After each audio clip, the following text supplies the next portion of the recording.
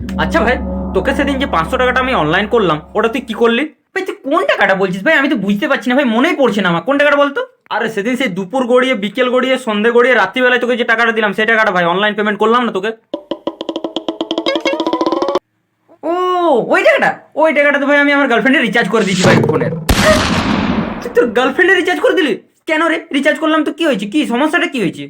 আর করে দিয়েছিস তো আর কি করা যাবে, বাদ দে ভাই, যা হয়েছে হয়ে গেছে, ভুলে যা ভাই। এবার দেখ আমার টেনশনে কিন্তু পেটটা গুড়গুড় করছে, প্লিজ ভাই তুই বল কি হয়েছে, সে সমস্যাটা বল। কেন তোর গার্লফ্রেন্ডে যখন রিচার্জ করলি তখন তোর টেনশন হয়নি যে টাকাটা বন্ধু দিয়েছে, এটা কোনো কাজেরও হতে পারে? তুই বলবি, বল না প্লিজ ভাই বল। তোর বাবাই দিয়েছিল আমাকে, বললো আমার ছেলের অনলাইন নাকি টাকা নেই, তুই একটু টাকাটা পাঠিয়ে দে অনলাইনে। আমি তোকে হ্যান্ড ক্যাশ দিয়ে দিচ্ছি। আমাকে 500 টাকা হাতে হাতে দিল, আমি অনলাইন করে দিলাম। ওটা নাকি তোর টিউশন ফিস ছিল বলেছিল। বাবা দিয়েছিল। আমরা সবসময় মনে করি বন্ধুর টাকায় আনন্দ করব, কিন্তু কখন যে নিজের টাকাটা নিজেই নিয়ে নিজেরই নিরানন্দ করে নিজেরই পেছনে বাঁশ নিয়ে ফেলি বুঝতেই পারি না।